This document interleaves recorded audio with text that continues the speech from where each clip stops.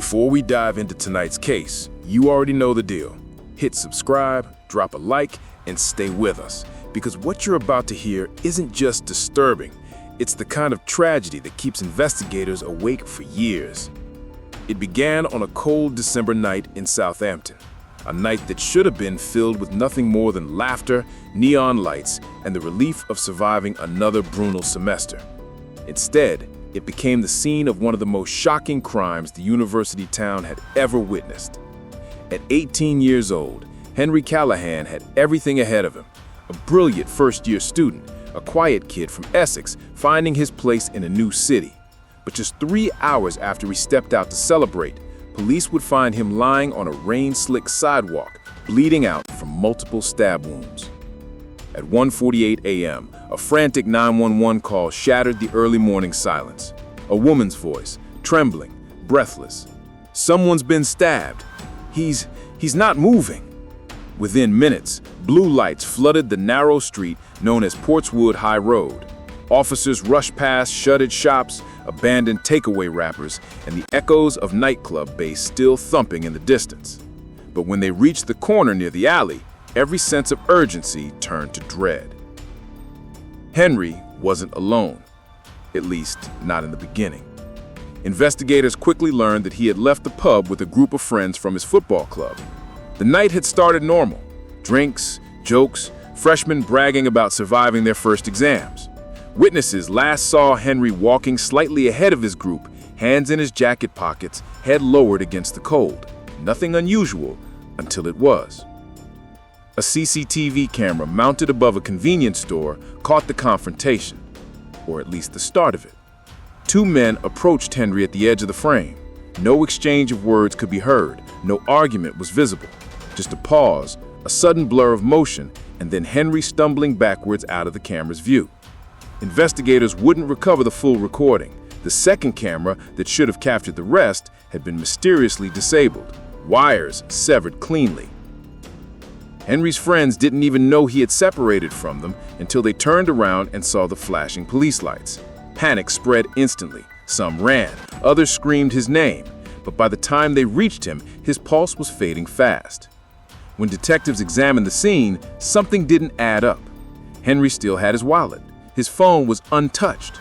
There was no sign of robbery, no argument, no motive. And then there was the location, an alleyway that locals avoided after dark unless they had business there. That's when an officer noticed something odd, a single item partially buried in the wet gravel beside Henry's body, metallic, out of place. And as the detective lifted it into the light, everyone watching realized it wasn't something Henry would have dropped. It was a key, but not to any door he was known to have had. And when investigators traced where that key belonged, the case took its first, terrifying turn. The key recovered from the crime scene wasn't just a random object. Detectives immediately noticed its weight, heavier than any ordinary house key, and its shape, square and industrial, with a set of numbers etched in the metal, B1704. It didn't belong to Henry, and it didn't match any dorm, classroom, or storage space on the university campus. Whatever this key unlocked, it wasn't part of his world, at least not the part his friends knew about. Detective Marlowe, a seasoned investigator with a reputation for spotting the smallest inconsistencies, took the lead. Within hours, he began tracing the code. The search led him to a location just 3 blocks from the crime scene, an old, decommissioned commercial building known as the Dennis Warehouse. Officially, it had been shut for years. Unofficially, locals whispered about strange activity there after dark. No lights, no signs, just shadows that moved when no one was supposed to be inside. The building's caretaker, a man whose eyes darted nervously at every question, insisted the place was completely locked down. No tenants, no workers, no reason for anyone to have a key. But when Marlowe held up the metal object, the caretaker's expression changed, just for a second. A flicker of something, recognition or fear. Meanwhile, Henry's family arrived in Southampton, their grief filling the air like fog.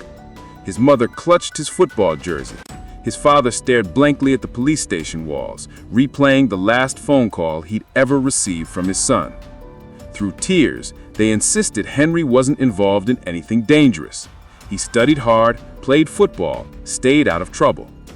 But investigators had learned a long time ago that victims often had second lives, hidden from friends, hidden from family, and sometimes hidden from themselves. As detectives dug deeper, a new lead emerged from Henry's phone. At 12:03 a.m., less than an hour before his death, he had received a message from an unknown number. "Come alone, B1704, don't tell them." The text had been deleted, but not before police recovered a timestamp. This changed everything. Had Henry willingly walked towards a trap? Had he been lured by someone he trusted? Or worse, someone he feared? Investigators secured a warrant to explore the Dennis warehouse. When they arrived the next evening, rain hammered the metal roof, masking the sound of officers forcing open the rusted side door.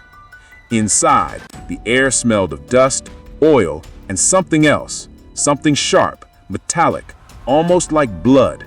Flashlights swept across long abandoned equipment, crates stacked floor to ceiling, and dark corners filled with silence thick enough to choke on. Then Marlowe reached the back of the warehouse, a secured door with a lockbox that matched the exact shape of the key found at the crime scene. He inserted it. The lock clicked. The moment the door creaked open, every officer froze. Inside was a makeshift room, a table, a chair, and photos pinned to the walls. Photos of students, of Henry, of his friends. Dozens of surveillance shots taken at different times, different locations.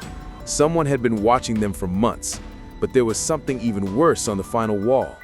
A large red circle drawn around Henry's face, and a date written beneath it. December 3rd, the night he died. And below that date, smeared in what looked like dried paint, was something darker, with 3 chilling words. He was first. The words on the warehouse wall, "He was first," hit investigators with an icy force.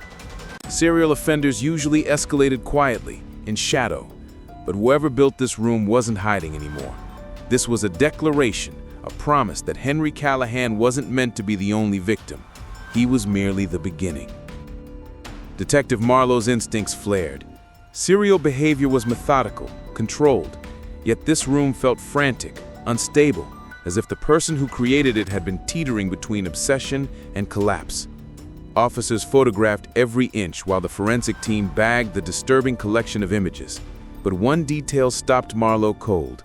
Not every face on the wall was random. Some were Henry's closest friends. One was his roommate. Another was a girl from his economics class.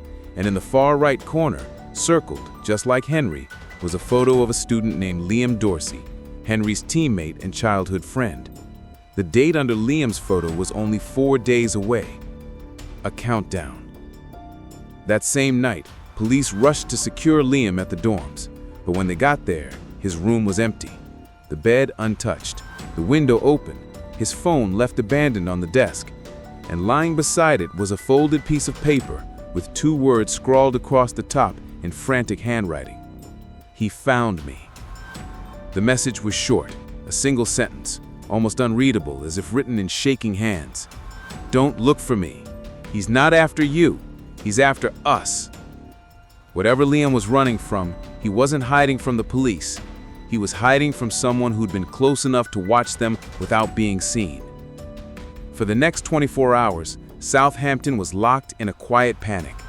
Police increased patrols near campus. Students traveled in groups, looking over their shoulders.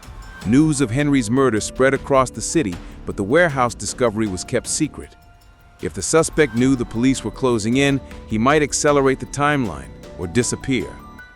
Then, at 6:12 a.m., a factory shift worker on the edge of the industrial district called emergency services. He'd seen someone running along the railway line, fast, erratic, glancing back as if being chased. When officers arrived, they found Liam, alive, terrified, clutching his arm, bleeding from a shallow cut he claimed wasn't inflicted by someone else. Just a branch, he insisted, but his eyes told another story. He was unraveling. At the station, Liam finally broke. He admitted that for months, someone had been following him and Henry. At first, he thought it was a prank. Then the messages started, the threats, the shadows outside his window. And 3 weeks ago, he recognized the stalker's voice in a crowd, a voice he knew from childhood.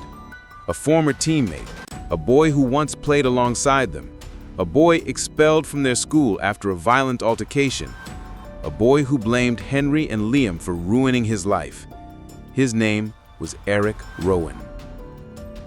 Police moved fast. A full manhunt erupted across the city, and at 9:47 a.m., officers spotted Eric near the abandoned rail yard, pacing, muttering, holding something in his hand.